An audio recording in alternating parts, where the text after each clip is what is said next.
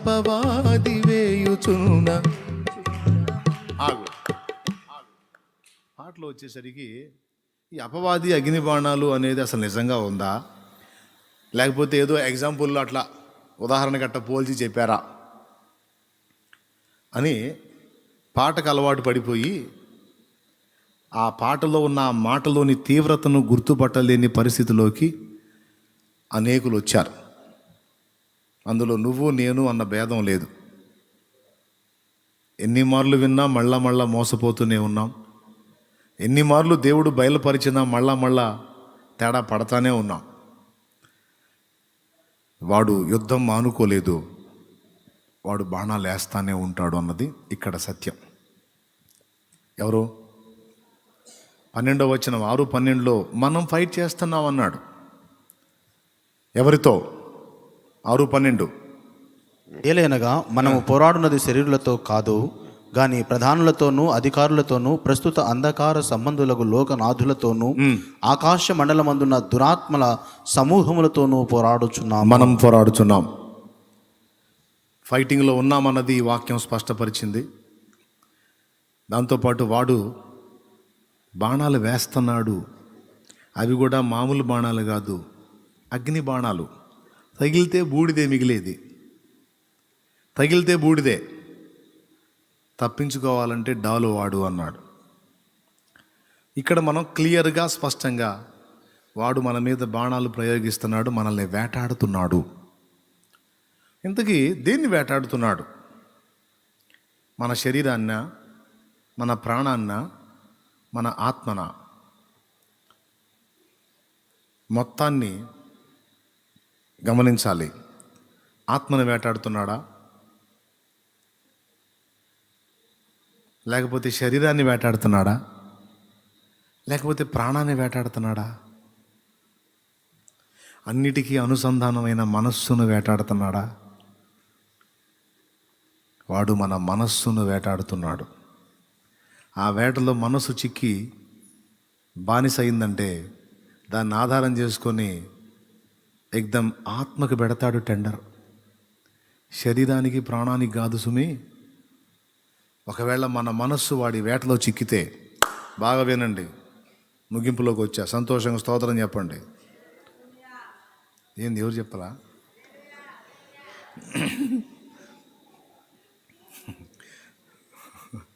మీరు చాలా చురుగ్గా ఉన్నారు, నాకు చాలా ఆనందంగా ఉంది. మన మనస్సును వేటాడి మన మనస్సు చిక్కితే మన ఆత్మకు పెట్టాలన్నాడు టెండర్.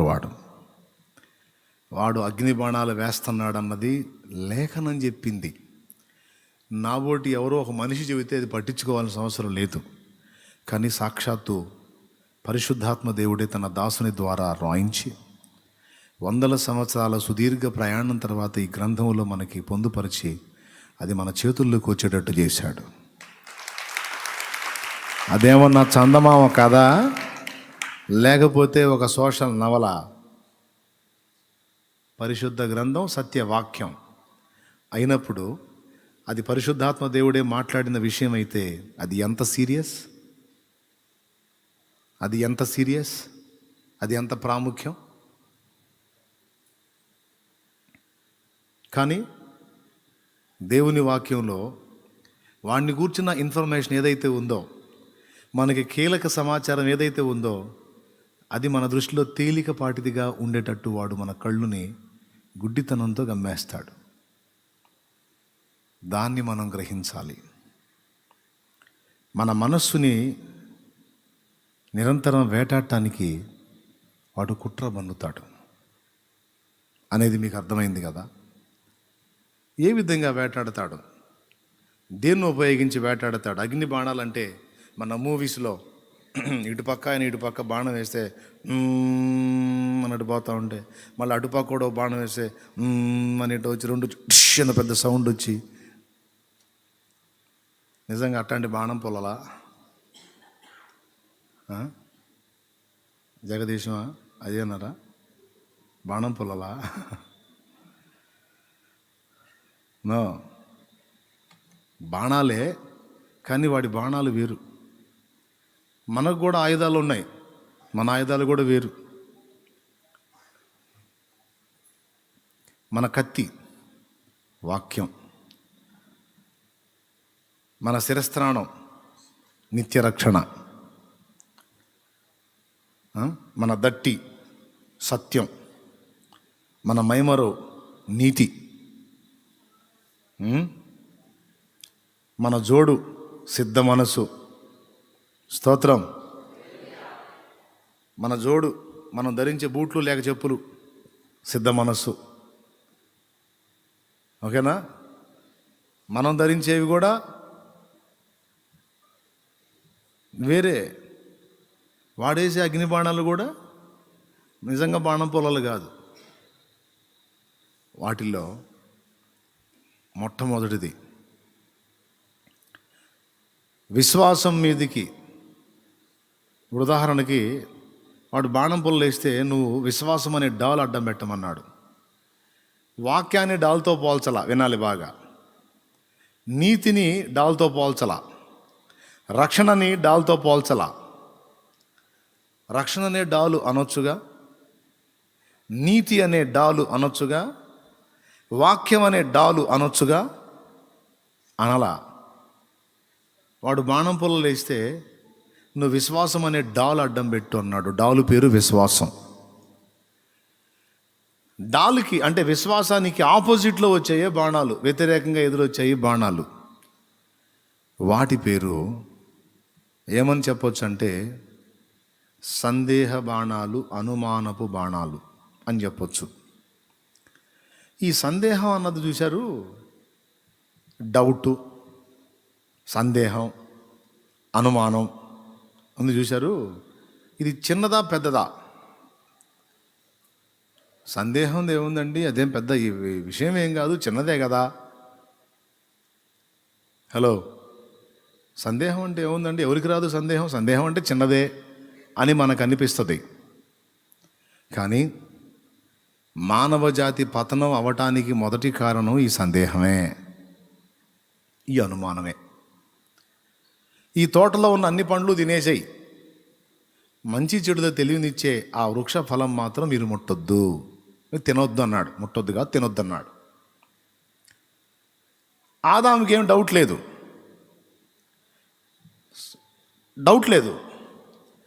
డౌట్ లేనోడు మోసపోయే అవకాశం లేదు. కానీ హవ్వకి మాత్రం డౌట్ వచ్చింది. అంటే వాళ్ళ ఆయనతో చెప్పలేదులేండి. ఎవరితో? వాళ్ళ ఆయనతో చెప్పలేదులే. అన్నీ తినమని అదొక్కటి ఎందుకు తినొద్దన్నాడండి అనలా. ఎందుకంటే ముందే చెప్పాడు, అది తినమని నిశ్చయముగా నీవు చచ్చేదవని చెప్పాడు. ఎందుకు వచ్చిన గొడవ, దాని జోలికి వద్దులే అని ముందే చెప్పాడు. ఎప్పుడు చెప్పుంటాడు. హవ్వ లైన్లోకి వచ్చిన తర్వాత తోటలో తిరుగుతున్నప్పుడు ముందు జాగ్రత్తగా చెప్పాడు. సరే, అది చెప్పకపోతే అట్టున్నదో, చెప్పిన కాడ నుంచి డౌట్ స్టార్ట్ అయింది. దేవుడు మంచోడు, ప్రేమామూర్తి కదా, మమ్మల్ని నిజంగా ప్రేమిస్తే మా విషయంలో ఆయనకి ఇంకా ఏ ఇబ్బంది లేకపోతే అన్నీ సృష్టించి తినమని అదొక్కటి ఎందుకు తినొద్దన్నాడు? అది కూడా తినమంటే బాగుండు కదా, ఇక మాకు ఏ డౌట్ ఉండేది కాదు. అన్నీ తినమని అదొక్కటి ఎందుకు తినొద్దన్నాడని పాపం బిడ్డకి అప్పటి నుంచి మనసు లాగుతానే ఉంది. కొంతమందికి మనసు లాగినట్టు.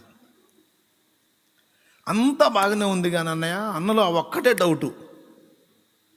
అంతా బాగానే ఉంది కానీ అన్నయ్య, అక్కలో ఒక్కటే డౌటు అన్నట్టు. స్తోత్రం. బాణాలు అన్నాడా, బాణం అన్నాడా? అగ్ని బాణాలు అన్నాడా, బాణం అన్నాడా? బహువచనం వాడాడా, ఏకవచనం వాడాడా? పెద్ద చెప్పండి. అంటే ఒకటి కంటే ఎక్కువ.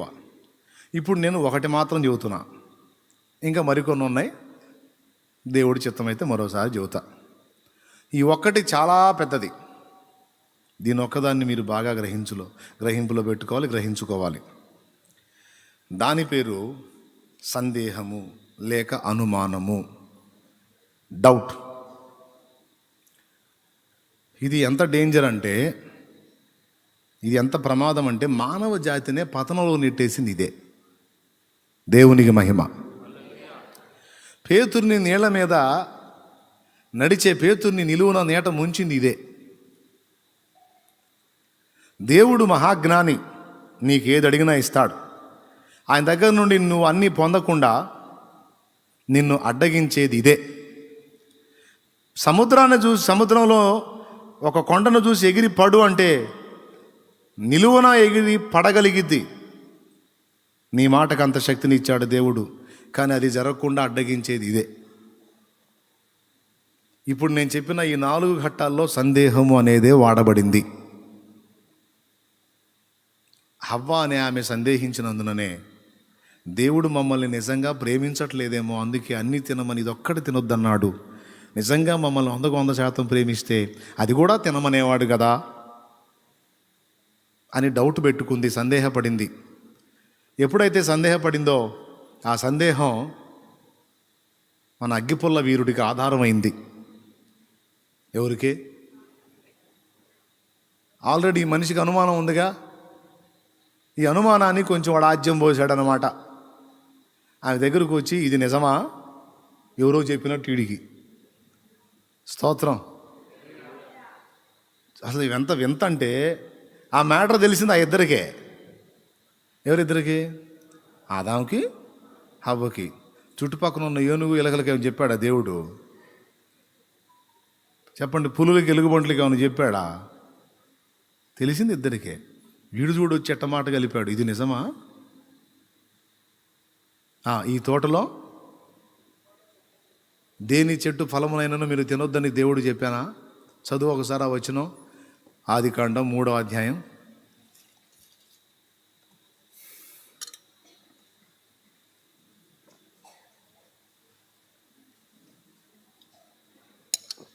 దేవుడైన యెహోవా చేసిన సమస్త భూజంతువులలో సర్పము యుక్తిగలదై ఉండెను. అది ఆ స్త్రీతో, ఇది నిజమా? ఈ తోట చెట్లలో దేని ఫలములనైనను మీరు తినకూడదని దేవుడు చెప్పెనా అని అడిగాను. అందుకు స్త్రీ, ఈ తోట చెట్ల ఫలములను ఇది నిజమా? చదువు, మళ్ళీ చదువు. 1 అని అడిగాను. ఇది నిజమా? ఈ తోట చెట్లలో దేని ఫలములనైనను మీరు తినకూడదని దేవుడు చెప్పానా అని అడిగాను. అందుకు ఆ స్త్రీ, ఫలానా చెట్టు పండు తినొద్దని దేవుడు చెప్పాడు కదా అనలా. నీకెట్ట తెలుసు అంటది. చెప్పింది మా ఆయనకి, మా ఆయన నాకు చెప్పాడు, నీకెట్ట తెలుసు అని అడిగిద్ది. అందుకని ఇది నిజమా? ఈ తోటలో అంటే దానికి తెలుసు, సర్పానికి అన్నీ అందుబాటులో పెడతాడు, ఏదో ఒకటి తినొద్దంటాడు. ఏం తినొద్దంటాడు? అదే తినొద్దంటాడు. అందుకే డైరెక్ట్గా అది తినొద్దని చెప్పాడా అనకుండా, ఏదన్నా ఇప్పుడు అన్ని చెట్లు కాయలు ఉన్నాయి కదా, ఏంది వెతుక్కొని తింటున్నావు, దేన్నన్నా తినొద్దని చెప్పాడా ఏంటి అంటే, ఓహో తెలియదు కాబోలు అని అమ్మగారు ఓపెన్ అయింది. ఎవరికి తెలియదని? సర్పానికి తెలియదని. అప్పుడు ఇక మొదలు పెట్టాడు. అందుకు స్త్రీ, ఈ తోట చెట్ల ఫలములను మేము తినవచ్చును, అయితే తోట మధ్యనున్న చెట్టు ఫలములను గూర్చి దేవుడు మీరు చావకున్నట్లు వాటిని తినకూడదనియు వాటిని ముట్టకూడదనియు చెప్పినని సర్పముతో అనెను. అందుకు సర్పము, మీరు చావనే చావరు, ఎలయనగా మీరు వాటిని తిను దినమున మీ కన్నులు తెరవబడుననియు మీరు మంచి చెడ్డలను ఎరిగిన వారే దేవతల వలె ఉందురనియు దేవునికి తెలియనని స్త్రీతో చెప్పగా ఆ స్త్రీ ఆ వృక్షం ముందే డౌట్ ఉంది కదా, ముందే సందేహం ఉంది కదా, అమ్మ నాయన అదే కారణం, మా పిచ్చి భర్తకేమో ఈ రహస్యం తెలియకపోయా. అర్థమైందా? ఆల్రెడీ డౌట్ ఉంది కదా, వెంటనే ఓకే చేసి పడేసింది. ఓకే చేసి పడేసి ఏం చేసింది? స్త్రీ ఆ వృక్షం ఆహారం. ఆదాముకు డౌట్ లేదు. ఆదాము దగ్గరికి పోయి ట్రై చేయడానికి అక్కడ సందు దొరకలా. హవ్వ దగ్గర ట్రై చేయడానికి సందు దొరికింది. అందుకే చక్కగా వెళ్ళి చెప్పేశాడు, అది తింటే మీ కళ్ళు తెరవబడతాయి, మీరు కూడా ఆయనలాగా తయారవుతారు, దేవతలు అయిపోతారు, అందుకని అన్నీ తినమని ఇది ఒక్కటి తినొద్దని చెప్పాడు. అది తిను, నీకెందుకు, అసలు నువ్వు కూడా దెబ్బకి హవమ్మ తల్లివని మా ఆయన ఆదాం స్వామి అవుతాడని చెప్పాడు వాడు. హల్లెలూయా.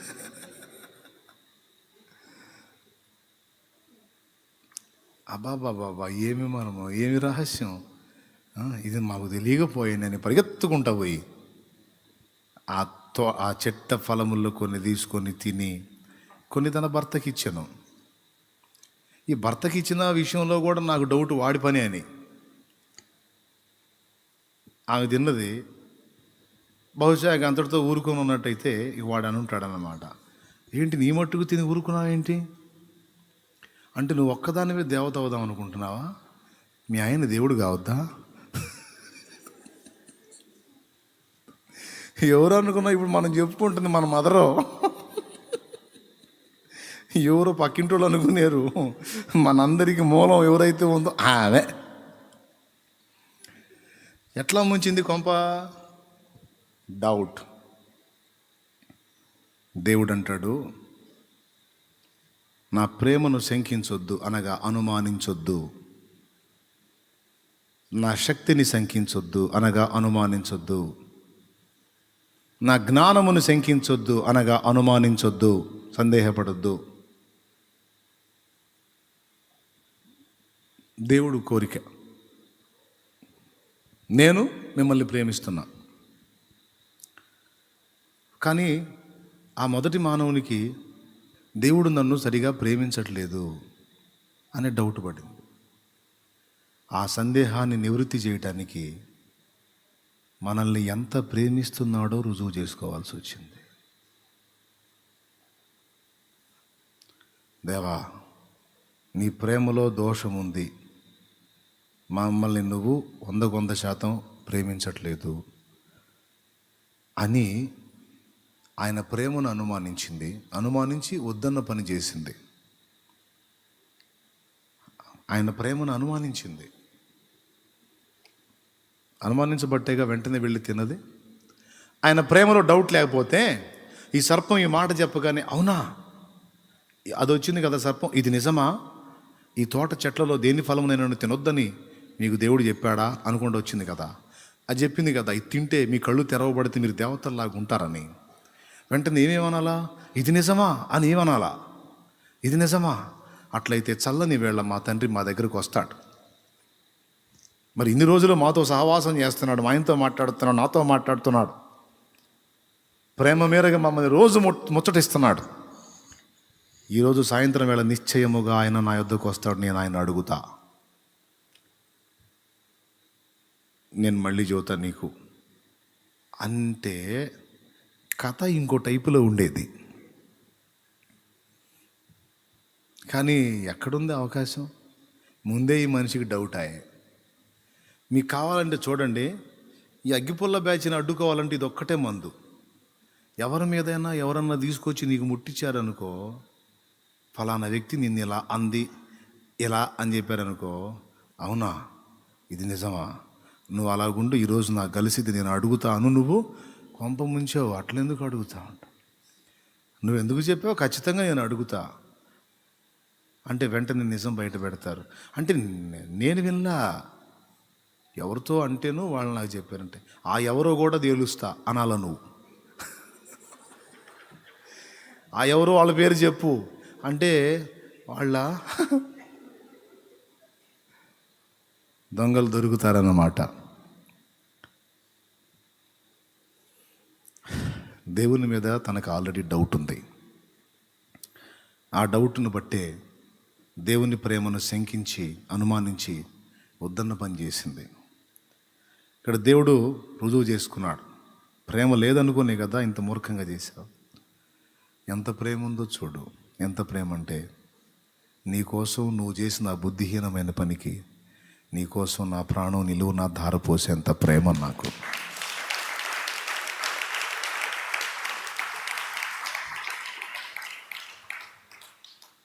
దేవుని ప్రేమను శంకించినందున మానవునికి ఆయన ప్రేమ రుజువుపరచవలసి వచ్చింది. అందుకే శంకించొద్దు అంటున్నాడు. మరి శంకలు కలిగించేవాడు ఎవడు? వాడు వాడు వేసే అగ్నిబాణాల్లో మొట్టమొదటిది ఏమిటి? శంక, అనుమానం, సందేహం, డౌట్. ఆ సందేహం లేక అనుమానాన్ని బట్టే నీళ్ల మీద నడిచిన పేతురు నీళ్ల మునిగాడు. ఈ సందేహించేవాడు యాకోబు రాసిన పత్రిక 1:5-6 మీలో ఎవరికైనా జ్ఞానము కొదువుగా ఉన్న ఎడల అతడు దేవుని అడగవలెను, అప్పుడది అతనికి అనుగ్రహింపబడును. ఆయన ఎవరిని గద్దింపక అందరికీ ధారాళముగా దయచేయువాడు. అయితే అతడు ఏమాత్రమును సందేహింపక విశ్వాసంతో అడుగవలెను. అదుగో సందేహించువాడు అదుగో గాలి చేత రేపబడి ఎగిరిపడు సముద్ర తరంగమును పోలియుండును. సందేహించువాడు గాలి చేత రేపబడి ఎగిరిపడు సముద్ర తరంగమును పోలి ఉండును. ఈ సందేహపడేవాడిని దేవుని వాక్యం అంటుంది ద్విమనస్కుడు అని. అంటే 2 విధములైన మనస్సు గలవాడు అని. తన సమస్త మార్గములలో అస్థిరుడు గనుక ప్రభు వలన తనకేమైనా దొరుకునని అతడు తలంచుకొనరాదు. ఇది వాక్యం. అంటే సందేహం అనేది మన మైండ్లో ఉన్నంత వరకు, మన మనసులో అది ఉన్నంత వరకు దేవుని దగ్గర నుండి అడిగినదేది మనము పొందజాలము. దేవుడు ఎవరిని గద్దింపక అందరికీ ధారాళంగా దయచేసేవాడు. ఆయన శ్రీమంతుడు, సమస్తము కలిగి ఉన్నవాడు. అయితే ఆయన దగ్గరకు వచ్చి అడిగేవాడు ఏమాత్రము సందేహింపక,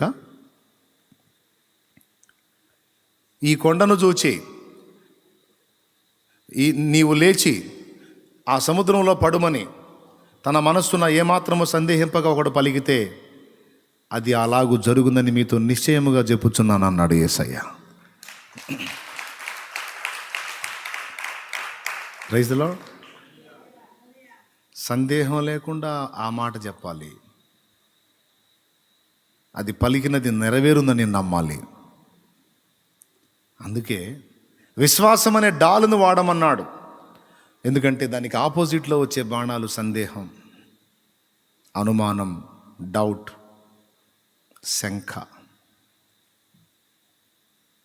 ఒకవేళ మనిషి మీద నీకు అయి ఉంటే తప్పు లేదు, మనుషులు నమ్మదగిన వారు కారు కాబట్టి.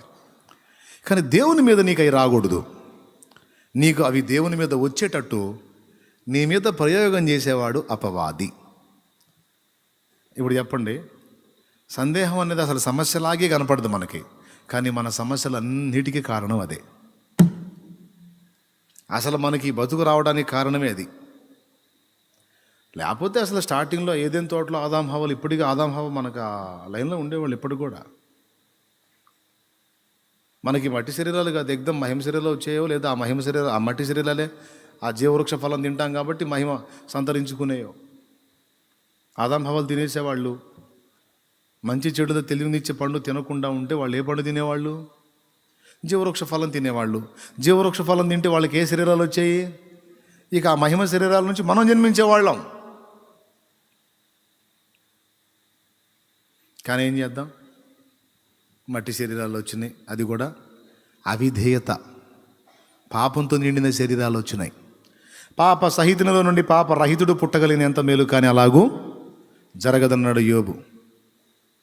పాపములోనే నేను పుట్టి తిని పాపమందు నా తల్లి గర్భమును ధరించెను. అయ్యో నేను పాపంలో ఉన్నవాడును దేవా, పాప బీజము నాలో ఉందన్నట్టు దావీదు వాపోయాడు 51వ కీర్తనలో. కాబట్టి అందరికీ అది సంక్రమించింది. లేకపోతే ఇంకొక టైపు ఉండేది లైఫ్. ఈ దరిద్ర గొట్టు జీవితం మొత్తానికి కారణం ఏంది? అందరూ చెప్పండి నా ఎల్లారా. డౌటే నా ఎల్లారా, అమ్మలారా, సందేహమే. వాడు వేసే బాణాలలో అసలు ఏమీ అర్థం కాకుండానే మనల్ని చాలా దెబ్బతీసేటువంటి బాణం సందేహం. అందుకే దానికి వ్యతిరేకంగా విశ్వాసం అనే డాలు నిరంతరం ధరించి మనం పోరాడాలి. ప్రతి విషయంలోనూ మనకు అదే తీసుకొస్తాడు వాడు. నీ శరీర సంబంధమైన జీవితానికి సంబంధించిన విషయాల్లో కానీ, ఆత్మ సంబంధమైన జీవితంలో విషయాలకు కానీ నీవు దేవుని యొద్ద నుండి ఏమీ పొందకుండానట్లు, దేవుడు నీకు ఇవ్వగోరినవి కూడా నీవు స్వతంత్రించుకొనకుండా ఉండునట్లు వాడు నిరంతరం నీ మీద చేసేటువంటి దాడుల్లో ఒక దాడి ఈ సందేహం లేక, డౌట్ లేక, శంక లేక, అనుమానం అనేవి నీ మనసులో మొలకెత్తించడం వాడు రెగ్యులర్గా చేసే పని.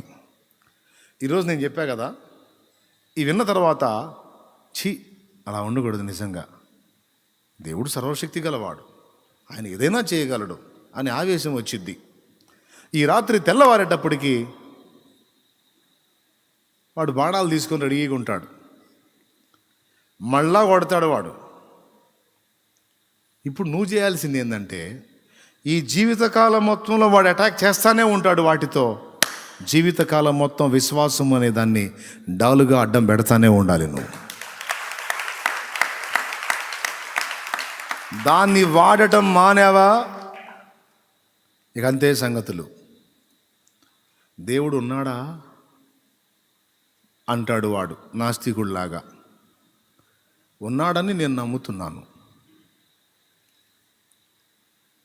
దేవునికి మహిమ. ఒకసారి ఒక డాక్టర్ గురించి చెప్పాను కదా, అమెరికాలో జరిగినటువంటి సంఘటన. ఇదే నాస్తికుడికి ఒక విశ్వాసికి కలిగిన వాదం.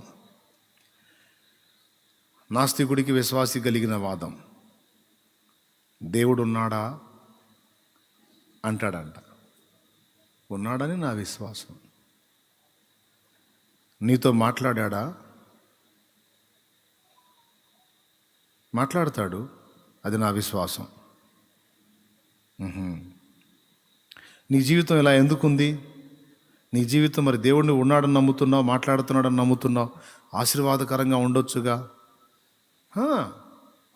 ఇప్పుడు ఎలా ఉంది, భవిష్యత్తులో అలా మార్చేస్తాడని నా విశ్వాసం. ఇక ఏదన్నా అడగనే, మరి ఎలా ఎందుకుంది, అలా ఎందుకు అయింది అంటే అది మారిద్దని నా విశ్వాసం. మరి నీ భర్తను ఎందుకు తీసుకున్నాడు, మళ్ళీ త్వరలోనే నేను ఆయన కలుసుకుంటానని నా విశ్వాసం. నీ భార్యని ఎందుకు తీసుకున్నాడు, నేను త్వరలో ఆయన కలుసుకుంటానని నా విశ్వాసం. నీ బిడ్డను ఎందుకు తీసుకున్నాడు, మళ్ళీ నేను వాడిని కలుసుకుంటానని నా విశ్వాసం. దేనికైనా వాడు తీసుకొస్తే నీకు సంపద అంతా పోయింది కదా, మరి ఆ సంగతి ఏంది అంటే దానికి డబల్ పొందుతానని నా విశ్వాసం. ఏదన్నా కదిలించని. ఇంకొకటి కూడా చెప్తున్నా, వాడు నీ మనస్సు మీద ప్రయోగం చేస్తాడు. దేని మీద? నీ మనస్సు మీదే వాడి ప్రయోగం అంతా జరిగిద్ది. నీ మనసుని చాలా అద్భుతంగా వేటాడతాడు వాడు, దాన్ని కకావికలు చేస్తాడు. నీ మనసులోనే పుడతా ఉంటాయి అలలు అలలుగా, పొరలు పొరలుగా. దీనికి తోడు కొంతమంది బలహీనమైన మనుషుల్ని కూడా వాడు వాడుకుంటాడు. ఈ సందేహాన్ని వెలిబుచ్చేటువంటి వాళ్ళని, నిన్ను బలహీనపరచడానికి, నీలో అనుమానాల్ని రేపే వాళ్ళని నీ చుట్టూ ఉండేటట్టు జాగ్రత్త పడతాడు వాడు. వాళ్ళు ముందే బలహీనలు, వాళ్ళని రేపుతుంటాడు నీ మీదికి. నీ విశ్వాసాన్ని దెబ్బతీసి నిన్ను అవిశ్వాసంలోకి నెట్టేయడానికి, నీలో సందేహాన్ని పుట్టించి నిన్ను ఓడగొట్టడానికి శత్రువైన సాతాను సందేహము లేక శంఖ, అనుమానం అనేటువంటి అగ్ని బాణాన్ని రెడీ చేసుకున్నాడు. ప్రతి భక్తుని మీద, ప్రతి భక్తురాలి మీద జరిగేటువంటి దాడులలో ఇది చాలా కీలకమైన దాడి. విశ్వాసం ఉంచేవాడు అన్నీ స్వతంత్రించుకుంటాడన్నాడు, సందేహించేవాడికి ఏదీ దొరకదన్నాడు. నేనన్నానా? యాకోబు పత్రికలో ఉందా? నీకు దండం పెడతా, నోరు తెరిచి పెద్దగా చెప్పండి. సందేహించువాడు గాలి చేత రేపబడి ఎగిరిపడు సముద్ర తరంగమును పోలి ఉండును. అట్టివాడు తన సమస్తమైన మార్గములో అస్థిరుడు గనుక ప్రభువు వలన తనకేమైనా దొరుకునని తలంచుకొనరాదు, వాడికి ఏం దొరకదని చెప్పాడు. అంటే దేవుని దగ్గర నుంచి ఏది దొరకదు అన్నాడంటే అనుమానించేవాడికి రక్షణ కూడా డౌటే, అనుమానించేవాడికి నిత్య జీవం కూడా డౌటే, అనుమానించేవాడికి దేవుని అద్భుతాలు డౌటే. అనుమానించేవాడికి అనుమానమే అన్ని సంగతులు. వాడికి నిత్య జీవం అనుమానమే, వాడికి నిత్య రక్షణ అనుమానమే, వాడికి దేవుని శక్తివంతమైన కార్యాల అనుమానమే. అనుమానపడేవాడికి టోటల్గా అన్నీ అనుమానమే. దేవుని దగ్గర నుండి వచ్చేవన్నీ అనుమానమే. ఎంత డేంజరో చూడండి. కాబట్టి దేవుడు నీకు అనుగ్రహించిన వాటన్నిటిని కూడా పొందేదను అన్న విషయంలో పూర్తి నిశ్చయత కలిగి ఉండాలి.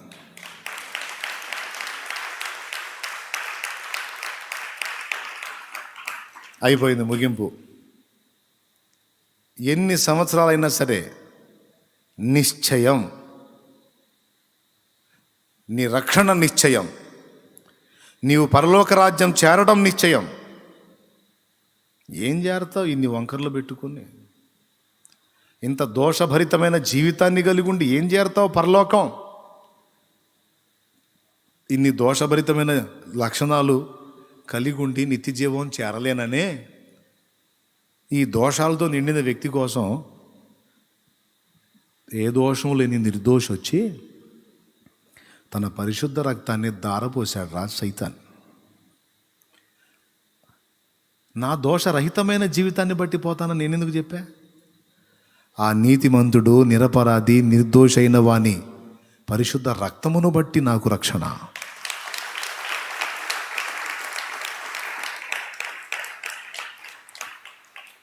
ప్రతి విషయంలో వాడు అవకాశం లేదు లేదు లేదు అంటుంటాడు. నీ మనసునే వేటాడుతుంటాడు వాడు. నువ్వు వాడి మాటకు చెవియొగ్గుతావా? దేవుని వాక్యానికి చెవియొగ్గుతావా? దేవుడు మౌనంగా కనిపెట్టి చూస్తూ ఉంటాడు. సోదరా, ఇది నిజం. గమనిస్తూ ఉంటాడు. ఎట్లా చేస్తావు, అసలు నీ రియాక్షన్స్ ఏంటనేది. నీ నిరీక్షణ, నీ ఎదురు చూపుని శంకిస్తాడు. అనుమానం రేకెత్తిస్తాడనమాట. ఇన్ని నాళ్ళు ఎదురు చూసావు, ఏం ఒరిగింది, ఏం జరిగింది, ఇక ముందు మాత్రం ఏం జరిగిద్ది, నీ బొంద, నీ భ్రమ కాపోతే అంటాడు. ఆఖరి నిమిషంలో నేను అద్భుతం చేస్తాడు నా దేవుడు. విశ్వాసం ఉంది.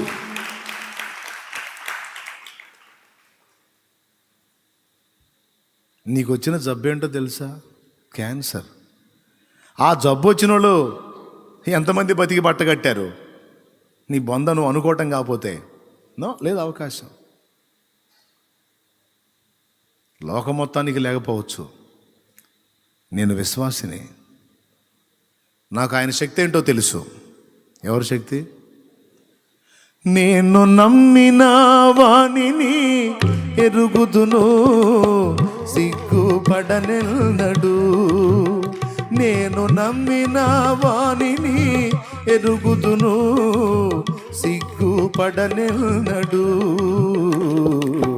సిగ్గుపడనెన్నడు. నన్ను బలపరచువాని యందే సమస్తము నే చేయగలను. నన్ను బలపరచువాని యందే సమస్తము నే చేయగలను. నేను నమ్మిన వానిని ఎరుగుదును, సిగ్గుపడనెన్నడు. నేను నమ్మిన వానిని ఎరుగుదును, సిగ్గుపడనెన్నడు, సిగ్గుపడనెన్నడు. నన్ను బలపరచువాని యందే సమస్తము నే చేయగలను. దేవునికి మహిమ.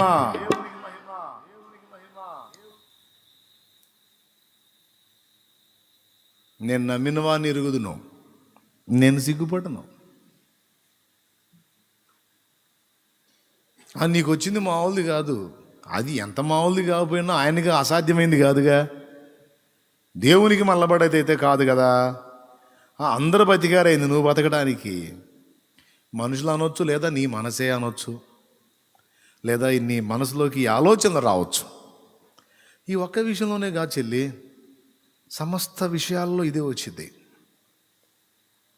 నీ ఆత్మ, ప్రాణ, శరీర అన్ని విషయాల్లోకి దీన్నే ఎంటర్ చేస్తాడు ఒక విషయం లాగా. అసలు ఇదనేది నీలో పనిచేస్తున్న సంగతే నీకు తెలియకుండా ఎక్కిస్తాడు వాడు. జ్ఞానవంతులు దాన్ని గుర్తుపడతారు. పొరపాటు నీ వల్ల జరిగిందనుకో, అపరాధ భావంలో పడేస్తాడు వాడు. అపరాధ భావంలో పడేసి ఇక నీకు అవకాశం లేదు లేదు లేదు లేదు.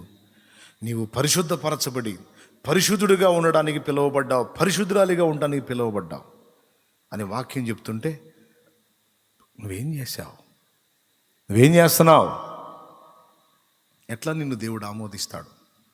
ఏ విధంగా నీకు అవకాశం ఉంటుంది అని వాడు నీ నిరీక్షణకు ఆధారాన్ని లేకుండా చేయటానికి నిరంతరం పోరాడతాడు. కానీ దేవుని వాక్యం అంటుంది, సరే పడ్డావా, అట్లయితే లే, పడ్డా పర్వాలేదులే అందు వాక్యం. హలో, పడి ఉన్నావా, అయినా పర్వాలేదులే అన్నది వాక్యం. ఎప్పటికీ అట్లా పాపంతో రాజీ పడదు వాక్యం. పడ్డావా, అట్లయితే లే, మళ్ళా ప్రయత్నించు అంటది వాక్యం. పడిపో అలానే ఉండిపో అట్నే చెడిపో అందో. పడ్డావా అయినా పర్వాలేదు, పడిపోయావా చెడిపోయావా అయినా పర్వాలేదు అనదు. పడ్డావా అట్లయితే అలానే ఉండవాకుల్లే, లేవమంటది వాక్యం. కొంతమంది ఆత్మీయ జీవితంలో అడుగులు జారినప్పుడు చిన్నవో పెద్దవో దోషాలు, ఏదైనా సందు దొరికినప్పుడే ఎంటర్ అవుతాడు. వీడు మనసులో వేటాడటం మొదలు పెడతాడు. పెద్ద పరిశుద్ధులాగా ప్రార్థన చేస్తున్నావు సిగ్గు లేకుండా. ఏం చేసావు నువ్వు? పెద్ద పరిశుద్ధుడిలాగా ప్రార్థన చేస్తున్నావా? పెద్ద యెహోషువలాగా సూర్యచంద్రాదులను ఆపుతున్నట్టుగా బిల్డప్, నీ మోకాళ్ళు వేయటం, నువ్వు నీ ఫీలింగు, నీ చేతులు ఎత్తటం. అబ్బా, భక్తుడు దిగాడు, భక్తురాలు దిగింది, ఇంకెక్కడ ఆగిపోవటమే. నీ ప్రార్థన, నువ్వు, నీ అవతారం, వాటికి జవాబు. నీలాంటి పాపులకు ఆ దేవుడు ఉత్తరం ఇస్తాడు.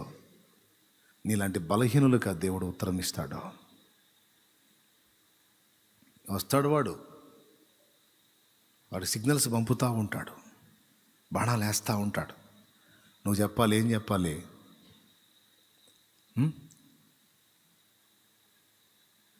నిజమే సాతాను. మోకాళ్ళు వేసి చేతులు ఎత్తికోలేదు, ప్రభువా స్తోత్రం నాయన ఈ కార్యం చేయి ప్రభువా అని. వాడు ఆ బాణం కొట్టంగానే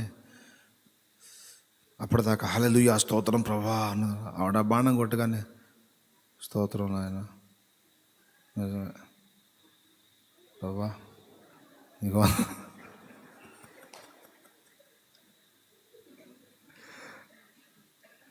నీ ప్రార్థనలో పట్టుత్వం కోల్పోగొట్టుతాడు వాడు. నేను ప్రార్థిస్తాను, నా దేవుడు చేస్తాడు అనే నిశ్చయతను పోగొడతాడు వాడు. చూసారు ఎంత కుట్రో? వాడు అదే టైంలో నీ క్యారెక్టర్ని తెచ్చి పెడతాడు వాడు. నువ్వు ప్రార్థన చేసే టైంలో నీ యోగ్యతను తెచ్చి పెడతాడు వాడు. భక్తిహీనుల మొర్ర దేవుడు వినడు, భక్తిహీనుల ప్రార్థన యెహోవాకు హేయము, యథార్థవంతుల ప్రార్థన ఆయనకు ఆనందకరము. పాపుల మనవి దేవుడు ఆలకింపడని ఎరుగుదుము. యోహాను సువార్తలో ఉండలేదా 9లో? నీ మనవి దేవుడు వింటాడా? ఇది నిజమా? వింటాడా అంటే నువ్వు చెప్పాలి, నా యోగ్యతను బట్టి కాకపోయినా ఆయన కృపను బట్టి అయినా వింటాడు.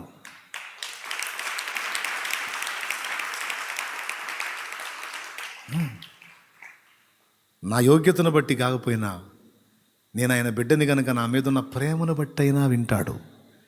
వినడని చెప్పడానికి నువ్వెవరు? నా దేవుడు వింటాడు అనే నిశ్చయత నువ్వు ఎల్లప్పుడూ కలిగి ఉండాలి. పడ్డ చోట పడి ఉండవద్దు, లే అని దేవుడు నిన్ను పిలవగా, నీకు అవకాశం లేదని శత్రువు మాట్లాడుతుండగా, నో, ఆ మాట నా దేవుడు అనలేదు, లేచి మరలా ప్రయత్నించమన్నాడు. కాబట్టి నేను తప్పకుండా మళ్ళా ప్రయత్నం చేస్తా.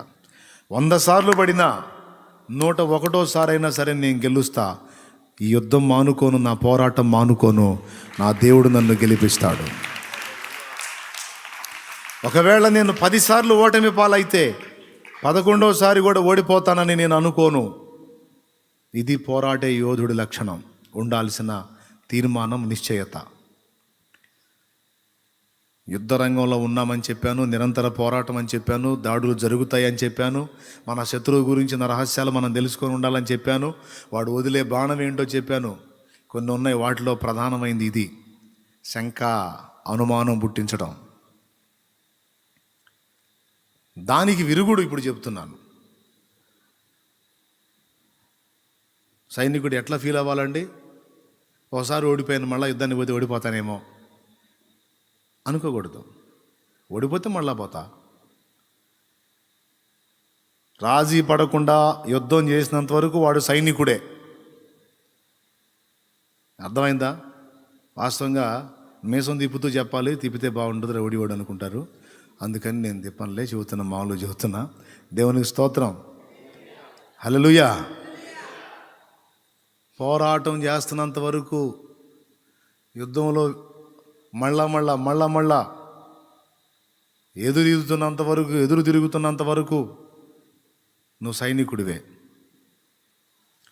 రాజీ పడి యుద్ధం మానేశావా, అప్పుడు ఇక నువ్వు వాడి బానిసవి. జాగ్రత్త, ఇది వార్నింగ్. నియంత్రించుకోలేకపోయావు నేత్రాశని, ఓకే, ప్రకటించు మళ్ళా యుద్ధం అంటుంది వాక్యం. నియంత్రించుకోలేకపోయావు నోటిని, ఓకే, ప్రకటించు మళ్ళా యుద్ధం. నువ్వు మళ్ళా జయం కోసం పోరాడినంత వరకు నువ్వు సైనికుడివి అనే రాస్తాడు ఆయన. పోరాడే యోధుడవు, యోధురాలు అనే రాస్తాడు నీ పేరు ఆయన. కొడు.